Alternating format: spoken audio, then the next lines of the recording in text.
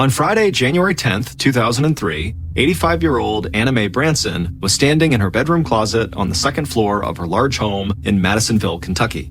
Madisonville was a peaceful coal mining town that residents had nicknamed the best town on earth. Anna Mae was trying to pick out the perfect outfit to wear to a dance that she was going to the following night with her new fiancé, and she eyed a long black cape with a leopard print collar hanging in the closet, and she smiled. Anna Mae loved clothes, and at 85 years old, she still enjoyed getting all dressed up. So almost every time she left the house, she wore high heels, a huge sparkling diamond ring, and a perfectly styled wig. In fact, Anna Mae had built a reputation in town for dressing like a movie star for decades, and she wasn't about to give that up now just because some people saw her as an old lady. But Anna Mae had not always worn fancy clothes and expensive diamonds. She was born in Madisonville in 1917, the oldest of 5 siblings, and she had a pretty traditional upbringing that involved going to church regularly and helping her parents look after her younger siblings. And most people in town had made their living from working in the Kentucky coal mines or from running farms. But as Anna Mae grew up, she had discovered she was great with numbers and with money. And so at a time when there weren't a lot of career opportunities for women, she had dreamed of starting her own business someday. So after she had graduated high school and gotten married, she and her husband worked several different jobs and put away as much money as they could for the future. And then in 1950, when they'd saved up enough, they bought a Dairy Queen franchise and then opened the first fast food restaurant in Madisonville. And it turned out Madisonville loved Dairy Queen. And soon, Anna Mae and her husband's restaurant was the busiest place in town, and they were bringing in more money than they had ever imagined. Anna Mae and her husband had run the Dairy Queen successfully for 40 years, and over that long period of time, they had become 2 of the most well-known and beloved people in all of Madisonville. But then, in 1994, Anna Mae's husband passed away, and she didn't want to run the restaurant without him, so she had sold the Dairy Queen and walked away a millionaire. At the time, most of her family had assumed Anna Mae would retire, but she loved working and feeling like she was part of the community, so she had taken a chunk of the money she'd made from selling the Dairy Queen and invested it in rental homes and other real estate properties in the area. And so by now, she had been running her own real estate business for almost 10 years and had made a ton more money in the process. And she had no intention of retiring anytime soon. Back in the closet, Anna Mae walked over to the shelves that held her large shoe collection. But before she could decide which pair of high heels she should wear to the following night's dance, she heard the phone ring in the bedroom. So she stepped out of the closet, walked across her room, and grabbed the phone on the bedside table. And right away, as she listened to the voice on the other line, a very concerned look came across her face. There was a man yelling at her on the other line, and Anna Mae could not figure out what he was even saying. She asked the man to calm down and to please speak lower, but the man shouted that Anna Mae needed to come to his house as soon as she could. And Anna Mae finally recognized the voice. It was Robert Prince, a man who rented a house from her. So she asked Robert, what's wrong? What's going on here? How can I help? Then Robert got really quiet, and in almost a whisper, he said there were ghosts in his attic, and that Anna Mae had to come get the ghosts out of there. Then Robert hung up on the other line, and Anna Mae stood there in her bedroom with a stunned look on her face. She hung up the phone and sat down on her bed. Robert had always been a little weird and eccentric since he'd moved into one of her properties, but saying he saw ghosts in the attic was strange, even for him, and Anna Mae didn't know how to handle it. She worried if she called the police about this, Robert might get in some kind of trouble, and she didn't want that. So she decided she would call to check in on him over the weekend, and then maybe pay him a visit on Monday if she needed to. Anna Mae took a deep breath and collected herself, but then a sudden knock at the front door startled her. And she laughed because she wondered if maybe one of her other renters was also coming to tell her that they had ghosts in their house too. So Anna Mae got up and headed downstairs, and when she opened the front door, a grin came across her face. Because it was not a renter scared of ghosts, it was her nephew, Russell Winstead. Russell smiled and gave his aunt a big hug. He was 37 years old, 6 foot 1 inches tall, and his brown hair was just starting to turn a little gray. Anna Mae's younger brothers and sisters all had children, so Anna Mae had a bunch of nieces and nephews, and all of those nieces and nephews said Anna Mae was like a second mom to them. And so, as Anna Mae had gotten older, the ones who still lived in Madisonville made it a point to stop by regularly to check on her, and to make sure she wasn't alone too often in her big house. Anna Mae and Russell walked into the living room and sat down on the couch, and right away, Russell asked her how the real estate business was going. And Anna Mae just laughed and then told him about how Robert Prince, one of her renters, had actually just called and said there were ghosts in his attic, and so that was basically how the real estate business was going. But while Anna Mae laughed, Russell didn't. He did not think it was funny at all. He said it sounded like the guy was seriously disturbed, and he told Anna Mae not to go over to the house to see Robert by herself.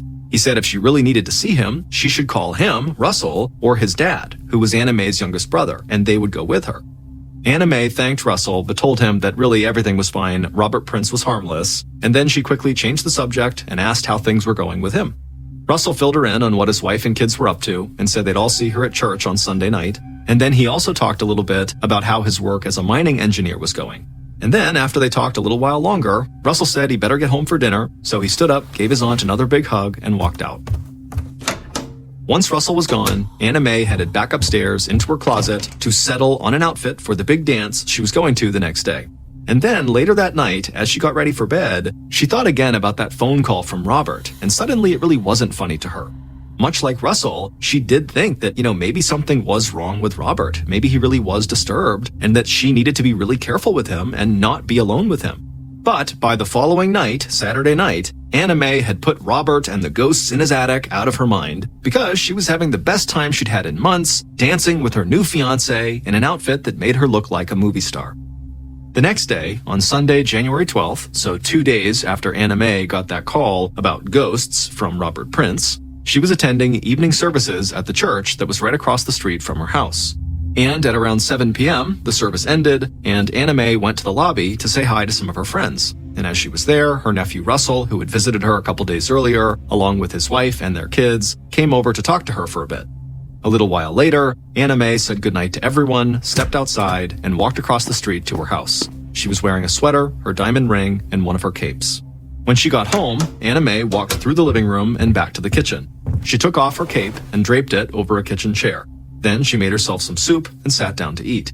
But at 7:15 p.m., a few minutes after she'd begun eating, there was a loud knock at the front door. Now, visitors often stopped by to see Anna Mae after church, so she didn't think anything out of the ordinary was going on. So she walked to the front of the house, she opened the door, smiled, and said hello to the visitor standing there.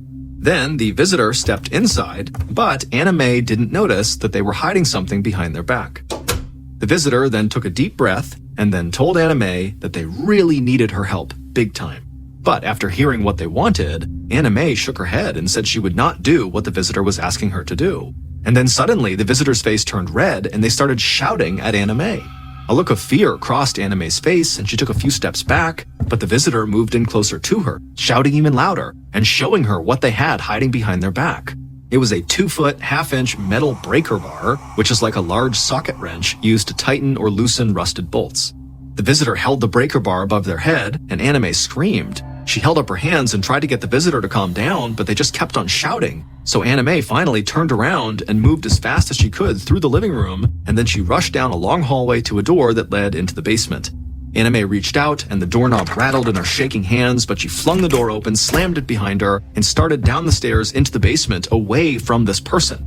But when she reached the bottom, she heard the door to the basement open again, and she turned back, looked up the stairs, and saw standing there was this person, breaker bar in hand over their head, and a second later they were charging down the stairs after her. At around 11:30 a.m. on the following morning, Anna Mae's new fiancé stepped out of his car and walked up to the front door of Anna Mae's house. He was there to pick her up for a lunch date they had planned. Anna Mae's fiancé was a retired doctor in his late 80s, and he never thought he would get married again so late in life. But when he had met Anna Mae, he'd fallen in love with her right away, and so he decided he wanted to spend whatever time he had left with her, and he had proposed, and Anna Mae had said yes. The fiancé knocked on the door and waited, but Anna Mae didn't answer, so he knocked again, and then he rang the doorbell. But still, there was nothing.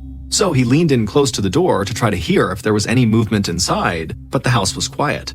And when a couple more minutes had passed with still no Anna Mae, he really started to worry. So he walked away from the house and went across the street to the church.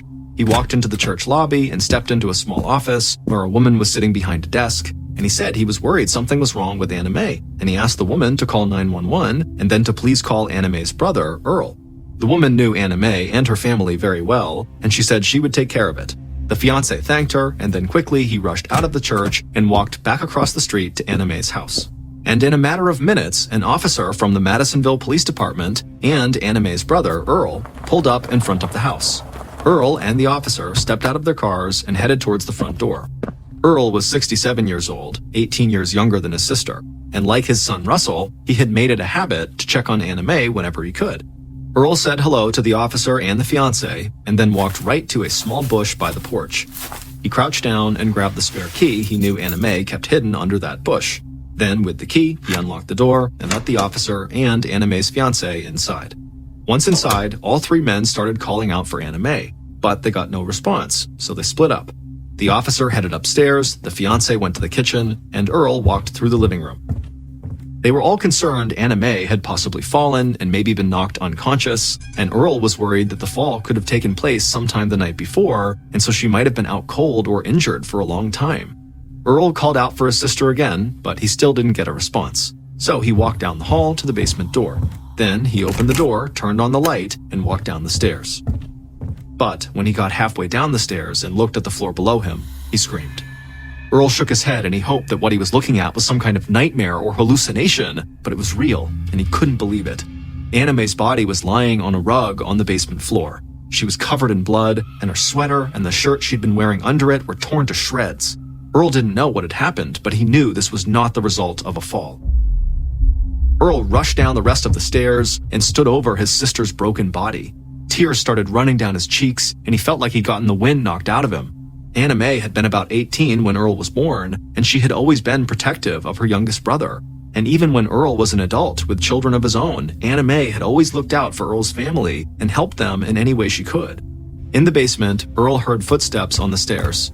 He looked up and saw Anna Mae's fiancé and the police officer. And when the fiancé saw Anna Mae on the floor, he broke down in tears just like Earl. But the police officer just stood there in shock. It had been 20 years since the last major homicide case had happened in Madisonville, and that was a long time before he and a lot of people on Madisonville's small police force had started their careers in law enforcement. The officer quickly called into the police station for backup, and he contacted the county sheriff's department. But he was pretty sure that even the county officers had not seen anything like this before.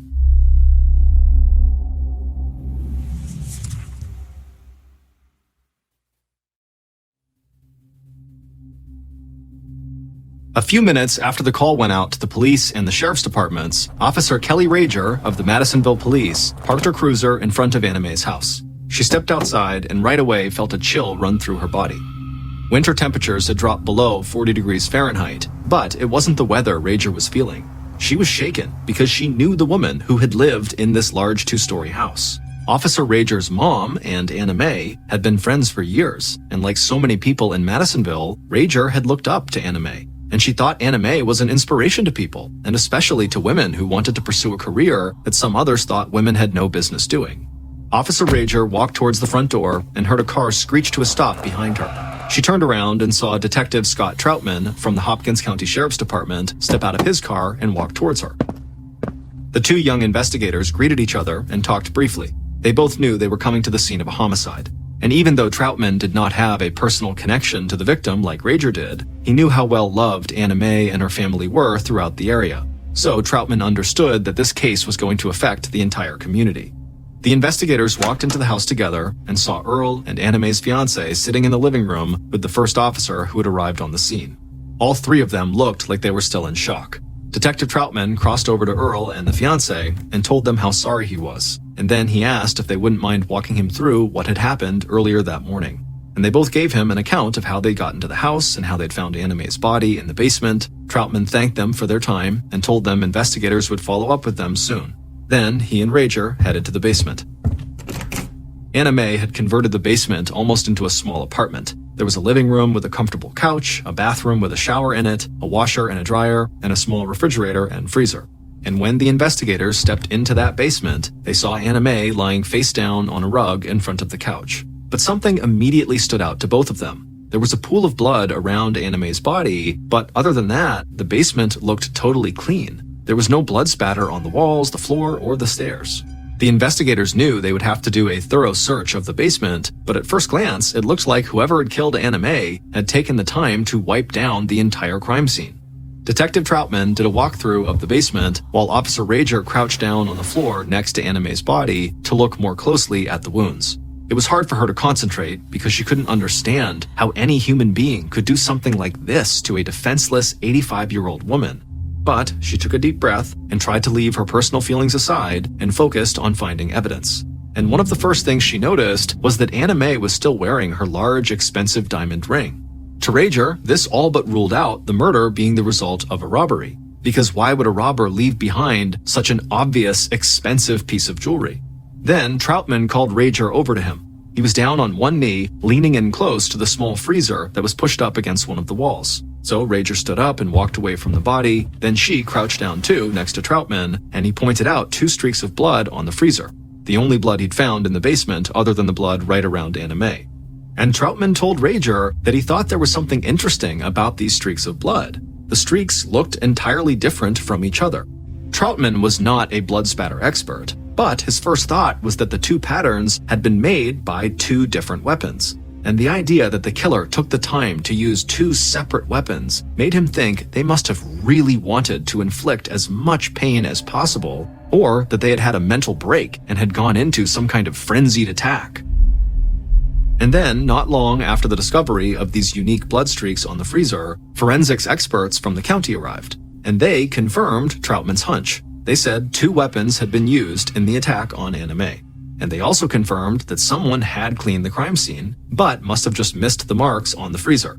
And so while the forensics team did a thorough investigation of the basement and the body, Troutman and Rager went outside and interviewed neighbors to find out if anybody had seen anything out of the ordinary that morning or the night before.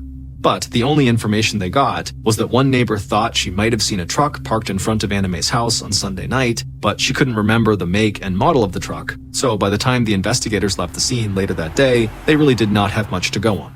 They considered the possibility that Anna Mae's fiancé might have committed the murder because the violence of the attack could indicate a crime of passion. But her fiancé was an old man who was not in the best health, and they had a hard time believing he had the strength to carry out the kind of attack that had taken place in the basement. So they knew they had to start looking for other potential suspects. So later that evening, several hours after the 911 call, investigators met with different members of Anna Mae's family, and several family members said they knew who police needed to talk to. Robert Prince, the man who rented a house from Anna Mae, and recently claimed there were ghosts in his attic that Anna Mae was responsible for. With information about Robert Prince coming from Anna Mae's family, investigators focused their attention on him. And as they dug into his past, he quickly became their primary suspect. Police discovered that multiple people had filed assault charges against Robert, and some people who knew him said he had violent tendencies. It also turned out that Robert drove a truck that could fit the description of the truck Anna Mae's neighbor had claimed to have seen outside of her house on the night of the murder. And then investigators got a piece of bizarre news that made Robert look even more guilty. One of Anna Mae's nieces told police that on the afternoon of January 12th, just a few hours before Anna Mae was believed to have been murdered, Robert Prince had come to the niece's house. And when she had opened the door, he was holding a DVD player, and he said he had to sell the DVD player because he needed some fast cash so he could get out of town. The niece was not interested in buying this DVD player, and so she had sent Robert away, and she hadn't really thought much about it. But when she learned he was a suspect in her aunt's murder case, she wished she had said something to the police right after Robert had showed up at her door. So at this point, investigators believed they had more than enough to bring Robert in for questioning and to get a search warrant for his house. Now, the initial search of Robert's house did not turn up any evidence linking him to the murder, but investigators still saw him as their primary suspect. And so a couple of days after the murder, Robert arrived at the police station for questioning. And from the moment he walked inside, he was on edge. He talked almost nonstop as he followed an officer into a small interrogation room where Detective Troutman was waiting. In the interrogation room, Robert sat down at a wooden table across from Troutman, and right away, Robert's eyes began darting left and right, left and right. Robert had long brown hair and a large, thick beard. But what stood out to Troutman immediately was that Robert's right arm was in a sling. Troutman sat quietly for a minute and watched Robert shifting in his chair and looking over his shoulder. Then Troutman asked Robert if he was right or left-handed, and Robert said he was right-handed. Troutman did not let his face give anything away, but he wondered if maybe Robert had injured his right arm while attacking Anna Mae, and that was why it was in a sling. Then Troutman leaned in and asked Robert about his past assault charges. But Robert got really angry and said he would not talk about any of them. So, in a calm voice, Troutman said that was fine, and he did his best to get Robert to relax. And then he asked Robert to talk about where he had been on the day Anna Mae had been killed. Robert shifted some more in his chair, and then started tapping his left hand on the table. Troutman just kept looking at him, patiently waiting for him to respond. And finally, Robert did. He said he had been traveling to Tennessee that day, so he'd been out of the state. Troutman nodded and then asked if Robert had any proof of this trip.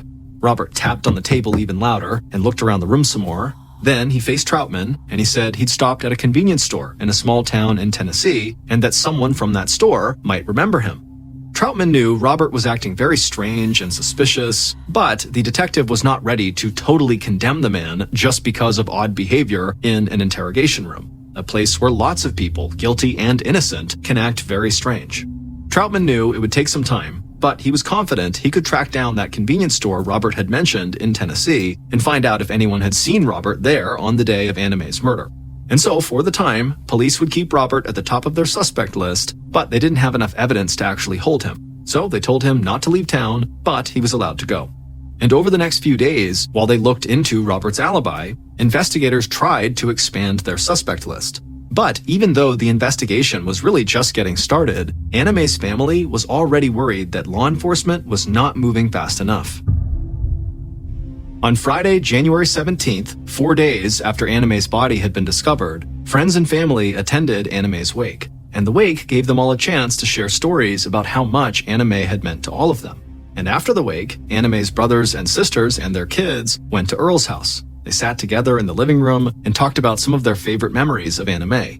None of them could believe what had happened, and even though she had been 85 years old, they talked about how they'd always thought she would just live forever. And she had been so full of life and energy that they couldn't imagine what their family and what the town would be like without her. But as much as they wanted to focus on Anna Mae's life, they couldn't help but start to talk about the murder investigation. Many of them believed Robert Prince was the most logical suspect, but talking about Robert led to a discussion of all the other people who rented homes and properties from Anna Mae, and they started to wonder if the killer could just be anyone who might have gotten behind on rental payments. And if the list of suspects really was that long, the family worried that the local police and sheriff's department were not up to the task in front of them. And over the course of the week, no new information came in, and police still didn't have any evidence that would actually link Robert to the murder. So Anna Mae's family started to fear that maybe they had been right about the police, and they hated the idea that Anna Mae's killer was still walking free. And so some members of Anna Mae's family started to voice their opinions publicly, and soon the rest of the town joined them in putting pressure on investigators to solve this case. After all, a place that called itself the best town on earth, like Madisonville, couldn't have the brutal murder of one of its most prominent citizens just hanging over it. And things only got worse for investigators when wild rumors started to spread that there was a serial killer roaming the streets of Madisonville and that anyone could be their next victim and anyone could be the killer. Detective Troutman, Officer Rager, and the rest of the investigative team felt the tension growing in town. They'd only been working the case for about a week, but they were already getting loads of calls from residents day in and day out. Some of the calls were from people who thought they might have information that could help, but a lot of the other calls were just people demanding to know what police were doing to solve the murder and to make their town safe again. And so, as they tried to push the investigation forward and keep the town residents calm, Detective Troutman and Officer Rager both began to have a thought that they couldn't shake. They believed the extreme violence of this crime suggested the attack on Anna Mae had to have been personal, and they were almost certain that there had to be some piece of evidence connecting Anna Mae to her killer somewhere in her house. They just needed to find it. In late January, so over a week after the murder, Officer Rager returned to Anna Mae's house. The investigative team and forensics experts had searched the entire house and had combed the basement for evidence multiple times, but Rager believed there was a chance they had overlooked something in the large house. So she stepped inside, walked through the living room, and headed upstairs. And even though the house was still filled with all of Anna Mae's belongings, it felt cold and empty. On the second floor of the house, she walked down a hall towards Anna Mae's bedroom, and as she moved, the hardwood floors creaked under her feet. Then she stepped into the bedroom and went into the closet. She smiled when she saw all of Anna Mae's eccentric and luxurious clothes and shoes, but nothing else inside the closet stood out to her, so she stepped back into the bedroom and walked over to a small wooden desk in the corner. The desk had stationery, pens, and a few papers on it, but nothing that looked like it could help. Then Rager opened a desk drawer, and it was filled with loose papers and a book that looked like a journal. She pulled out the book, flipped it open, and immediately a look came across her face like she had just discovered buried treasure. This journal was a business ledger, and inside it, Anna Mae had kept detailed records of everyone who owed her money, from how much they owed and how much they had paid towards their debt. Rager knew something like this could change the course of the investigation, so she slipped the ledger into an evidence bag and then headed back downstairs and out to her car. And soon after, she met up with Detective Troutman and the rest of the investigative team, and they looked at this ledger, and they were all stunned by how many people had owed Anna Mae money. But as they looked further into the ledger, they would discover something that would bring the investigation into focus, and that discovery would soon make it clear to them who had killed Anna Mae. Based on information inside of that ledger, evidence at the crime scene, and interviews conducted during the investigation, here is a reconstruction of what police believe happened to Anna Mae Branson in her home on Sunday, January 12, 2003. At about 7:15 p.m., Anna Mae's killer parked their pickup truck in Anna Mae's driveway, and then they sat there for a minute with the engine running. They stared out the windshield at the front door of the house and tried to tell themselves they were just there to get help, and that if Anna Mae agreed to help them, nothing bad would happen. The killer turned off the engine, reached over to the passenger seat floorboard, and grabbed the 2-foot metal braking bar that was propped up against the seat. Then they got out of the truck, hid the braking bar behind their back, and stepped onto the raised porch in front of the house. Then the killer glanced down at a large bone-handled knife tucked into a sheath on their belt. Then they took a breath and knocked on the door. Soon after, the door opened, and the killer saw Anna Mae smiling back at them. The killer smiled, stepped inside, and tried to make sure Anna Mae could not see they were hiding something behind their back. Then the killer looked Anna Mae right in the eye and said they were in trouble and that she was the only one who could help them. But Anna Mae did not want to hear it, and she said she did not want to help. So the killer started yelling at her and said she had to do what they were asking, but Anna Mae started backing away and told the killer to leave. So the killer screamed that they just needed help, but Anna Mae kept shouting right back that they just needed to leave. And the killer's head started pounding, and Anna Mae's voice was making the pain worse, so the killer finally pulled out the breaker bar from behind their back and held it over their head in a threatening manner. Anna Mae saw it and screamed and turned and started rushing across the living room. The killer tried to catch their breath and stop their head from pounding. Then they grabbed the braking bar tighter and chased after Anna Mae. The killer saw her go down the hall, fling open the basement door, and close it behind her. So the killer rushed down the hall, opened up the door again, and saw Anna Mae at the bottom of the basement stairs. But the killer moved fast and caught Anna Mae as she stepped onto the rug in front of the basement couch. And once they caught her, they slammed the braking bar into the back of Anna Mae's head, and Anna Mae's body crumpled onto the rug, and blood began to run down the back of her head. Then the killer tossed the braking bar to the floor and stood over Anna Mae. The killer couldn't believe Anna Mae had not been willing to just do what they had asked. The killer's whole body started shaking, and they clenched their teeth. Then, almost unconsciously, they reached down and unsheathed the bone-handled knife on their belt, and then they crouched down above Anna Mae. The killer grabbed her by the hair and slashed the knife across her throat. Then the killer raised the knife up and began screaming and driving the knife over and over and over again into Anna Mae's back. Even though Anna Mae wasn't moving, the killer didn't stop, over and over and over. Finally, the killer stood back up, and they looked down and saw blood all over their clothes and hands and arms. In their rage, they had stabbed Anna Mae 97 times. The killer walked slowly away from Anna Mae's body over to the washer and dryer. There, they stripped off their clothes, put them in the washer, and did a load of laundry. Then they walked into the basement bathroom, started the shower, stepped in, and washed all the blood off. And after the shower, the killer put their clothes into the dryer. Then they searched the basement until they found cleaning supplies and wiped off any drops of blood they had left behind in the bathroom and on the basement floor, walls, and staircase. The killer took their time and remained calm. And when they thought they had wiped the basement clean, they walked back over to the dryer, took their clothes out, and got dressed. But for some reason, once their clothes were back on, the reality of the situation hit them. They saw Anna Mae's body lying on the floor, and all of a sudden they panicked. So the killer grabbed their weapons, stumbled up the stairs, and made their way through the house. Then they opened the front door, squinted to try to see in the dark to make sure nobody was there, and then they ran outside. The killer climbed in their truck, started the engine, threw it in reverse, and peeled out into the street. And then they put the truck in drive and floored it across town until they got home. And at 9:15 p.m., 2 hours after the killer had gone to Anna Mae's house, the killer walked back into their own home and tried to act like nothing had happened and just sat down casually on the couch. Then the killer's wife walked into the room and told him that she and the kids had really enjoyed catching up with his aunt, Anna Mae, that night at church, and the killer said, "Me too." Russell Winstead, Anna Mae's nephew, the one who had come by and been so concerned about Robert Prince and his ghosts, had been the one who murdered his aunt, the woman he said was like a second mom to him. It would turn out the ledger that investigators found in Anna Mae's house showed that over the course of the past year, Russell had borrowed tens of thousands of dollars from Anna Mae. And that information had led police to investigate Russell's finances, but they didn't just discover that Russell was in significant debt to his aunt. They discovered he was leading a full-blown double life. Unknown to any of Russell's family, including his wife, he had a severe gambling addiction and was having an affair with a casino waitress. And from Russell's financial records and interviews with that waitress, investigators found out that Russell had visited casinos in Kentucky, Indiana, and Illinois 236 times in the past year, and that he had been known to lose over $30,000 on some of those visits.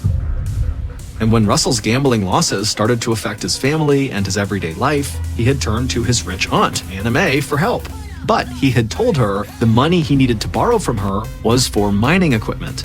But as Russell kept coming back for more and more money, Anna Mae figured out he was lying, and she confronted him. And he admitted to her that he had lost all the money she gave him gambling. But he begged Anna Mae to please just lend him a little bit more so he could cover his mortgage payment so he and his family wouldn't lose their house. And he promised Anna Mae that he would pay her back. And then on that Friday before the murder, when Russell came over to talk to Anna Mae and they began talking about Robert Prince and the ghosts, Russell had given Anna Mae a check for $12,000 to prove that he was on his way to paying her back in full. But it turned out that Russell didn't actually have the money to cover the check he had written her. Instead, he went to a casino that night to try to win that money, but he ended up losing thousands of dollars instead. And so, on the night of January 12th, Russell drove to church separately from his wife and kids. And after the service, they all said hello to Anna Mae and caught up with her. And then Russell's wife drove home with the kids, and Russell got into his own truck and began driving around town, wondering what he was going to do. He had his braking bar that he used in the mines in the truck with him, along with his knife on his belt. And so he came up with this plan where he would ask Anna Mae to give him back the $12,000 check he'd written so she couldn't deposit it. And if she didn't give the check to him, he would threaten her with the weapons to make her do it. But things had not gone according to that plan.